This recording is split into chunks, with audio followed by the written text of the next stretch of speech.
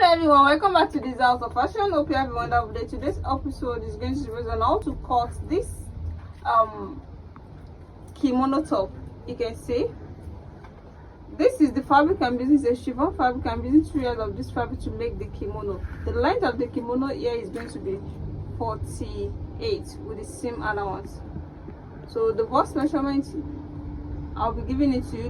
The shoulder measurement, I'll be the length of the sleeve, I'll be giving it to you. So let me fold this into 4 places because we're going to fold it into 4. Yes, this is into 2 first, then I'm going to fold it into 4 this way. This is after folding my fabric into 4. The first thing is to take the shoulder slant. I'll be taking 1.5 inches of shoulder slant. Then from here I'm going to slant it to the center of the back and front like this. Then I'm going to cut it out this way. Yes, after this, the next thing I'll be taking is the length of the kimono top, and from the center here I said it's 48 inches with the same allowance.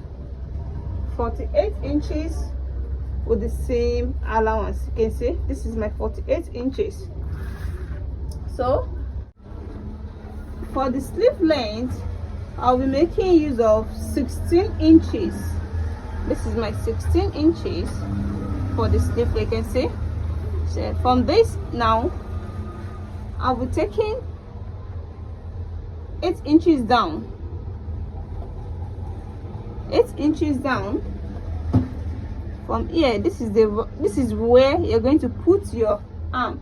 And then this is the, let me say, this is the roundness of the sleeve here. I'll be taking 8 inches down with the same allowance of 1 inch, so making 9 inches. So from here now, this is the length. This is the length of the sleeve, 16 inches. Yeah. So from here now, I'm going to cut it down to this 9 inches, as you can see, to this 9 inches. Then after this, the actual bust measurement is 42 inches. That's 10.5 inches. But this is not fitted. What I have to do here is I'll just come in with 1.5 inches. You can see I'm just coming in with 1.5 inches. So the remaining allowance is going for the excess. Then this is 3.5 in 4 places, that's 14 inches. So it's very free. So from here now, I'm going to go in a little bit to 1.5 inches. From this 1.5 inches, now this is the length.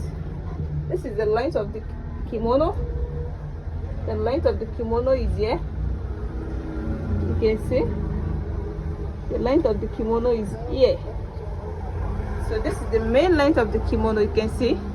So from here now, I'm going to make a slant down to that 48 inches. You can see the way I slant my hand to 48 inches. That's the slant. It's not a straight. Make a slant line to 48 inches. You can see. You can try to make it bigger. It depends on the fabric you're using. You can see I'm just trying to make it equal at this side. The slant line, the slant cutting to 48 inches. You can see. So before I can do anything at that part there, I'm going to cut this. There is a cut at this area, so I will be coming in with 2.5 inches. This is 2.5 inches. So this is 2.5 inches, you can see. Then from this 2.5 inches, I'm going to make a cuff, just a small cuff, because it's not a straight sleeve. can see where I cuff my hand. Yes, it has a small cuff here.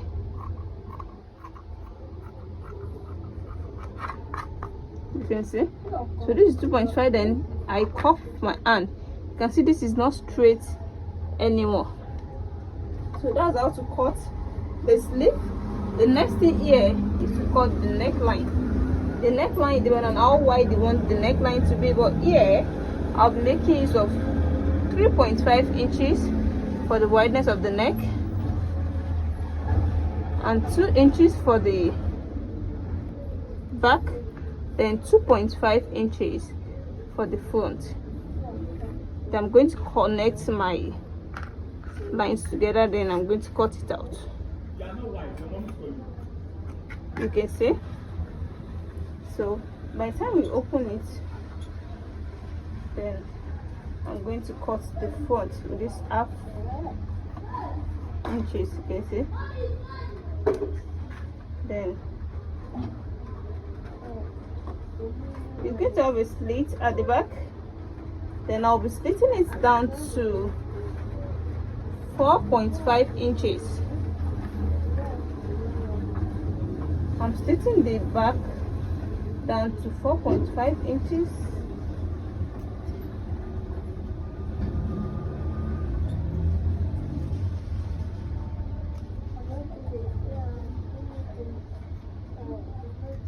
So you can see this is the slit at the back. I'm going to make a loop here. After biasing it, I'll make a loop, then I'll add my buttons to it. Then it should make the down part. Then it's an high-low kimono top. It's an high-low, so I'm going to cut the down part before I can load the front. So for the down part, I'm going to take 1 inch here, 1 inch. Then from this 1 inch, I'm going to make my cuff. You can try to take the measurement where you want the cuff to start from at the side. So let me use 7 inches. So from here now, I'll be cuffing it down to 7 inches. You can see. And you can start to go up. So let me see if this will be okay for us to bring out the style, or we're still going to go up a little bit. After this, now what you have to determine is where the high-low is going to start from. So let me say it's going to start from the side here. This is the half cut, 16 inches, where the high-low is coming to, the point at which it's going to stop at the front.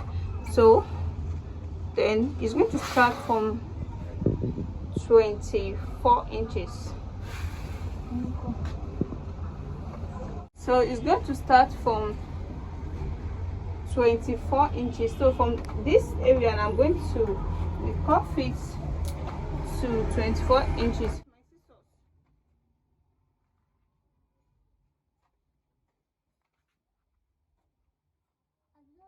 You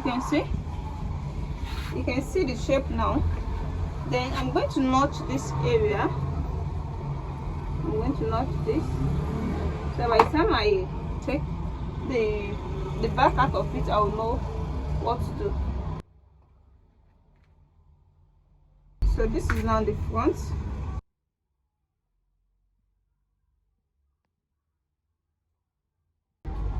Then I'm going to do it this way back. To cut out the front now, no, this is where I told you from the shoulder here, you're going to take 16 inches for the half cut. Then with that 16 inches, add 2 inches to it to make it 18 inches. This is where we're going to stop. Then from here, you're going to start from where we notch.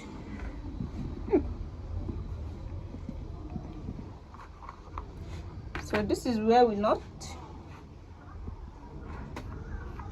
Then I'm going to slant it up to 18 inches. You can see. So by the time I cut it out, you're going to see it properly now. So let me cut it out and you see it better.